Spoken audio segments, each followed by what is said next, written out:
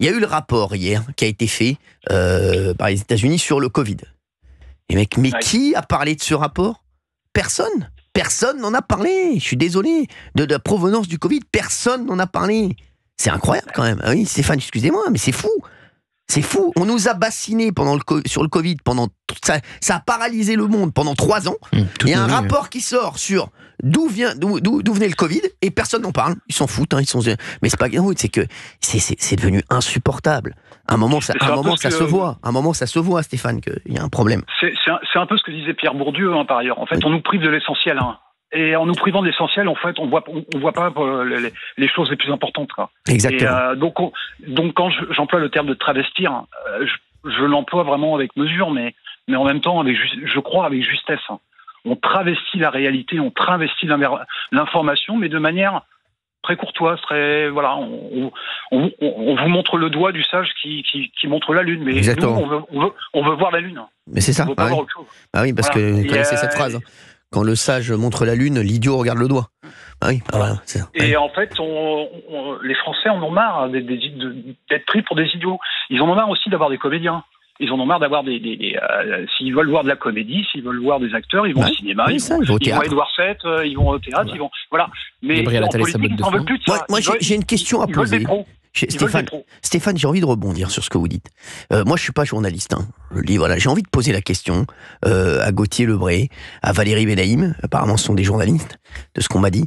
Excusez-moi. Moi, je vous pose une question. Parce que Stéphane, ce qu'il dit là, c'est révélateur de beaucoup de choses. Pourquoi, aujourd'hui, il y a différentes informations et on voit bien que c'est devenu, je vous dis, là, il y a vraiment, depuis l'arrivée de CNews, de Sud Radio, de C8, d'Europe 1, aujourd'hui, on voit que les Français se disent, on ne nous donne pas les mêmes informations partout. Et qu'il y a beaucoup de Français qui disent, il y en a beaucoup qui nous donnent pas les clés. Ils nous donnent pas les clés. Gauthier Lebray. Alors déjà, n'attendez pas de moi pour défendre cette corporation, parce qu'il n'y a aucune solidarité dans ce métier. Gauthier Lebray, cette corporation. Qu'est-ce que j'aime votre courage. Qu'est-ce que j'aime votre courage, Gauthier Lebray. Gauthier Lebray, déjà que j'étais fan de vous, là vraiment, vous ne venez pas de marquer un point. Vous venez de marquer 10 000 points. Je le dis, parce que Gauthier Lebray, c'est devenu insupportable. Tous ces gens qui se tiennent pour garder leur petite place, pour garder leurs petits privilèges.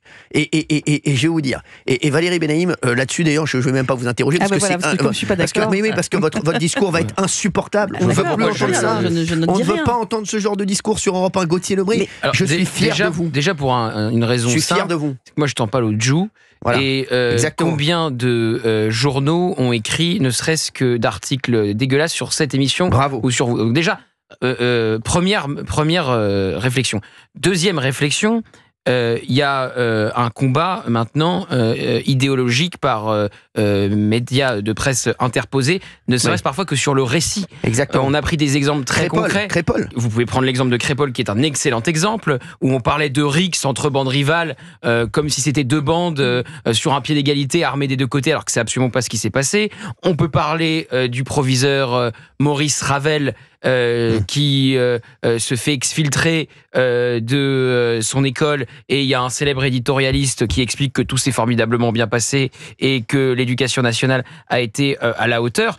Et choisir une information, c'est déjà faire un choix éditorial et faire un choix politique. Donc, tu l'as dit toi-même, ça. Choisir les infos, c'est déjà un choix en soi, c'est déjà une décision éditoriale. Donc, ne pas sélectionner telle ou telle autre info, souvent il y a des raisons idéologiques derrière. Gauthier Lebray, vous avez vu, et c'est ça que j'aime chez vous, Gauthier Lebray. Bravo, Gauthier Lebray. Parce qu'aujourd'hui, les autres ne font pas de cadeaux. Ils vous font pas de cadeaux, Gauthier Lebray. Ils ne font pas de cadeaux. Et je peux vous dire qu'il y a une jalousie extrême. Parce que quand ils entendent des auditeurs comme Stéphane dire ce qu'il dit, derrière, ils vont le reprendre par Twitter. Vous avez vu ce qu'a dit Stéphane, etc. Mais écoutez-moi bien. Pour moi, il n'y a qu'un seul et unique juge de paix. Ce sont les Français. Et ce sont les auditeurs et ce sont les téléspectateurs. Aujourd'hui, CNews est un énorme carton. C8 n'est pas devenue la première chaîne de la TNT, mais la 5e chaîne de France.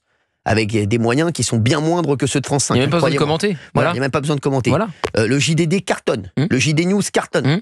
Europe 1, c'est devenu, et c'est la plus forte progression des radios lors du dernier sondage. Le juge de paix, ce sont les Français. Et les Français ont bien compris ce qui se passait et ce qui se jouait.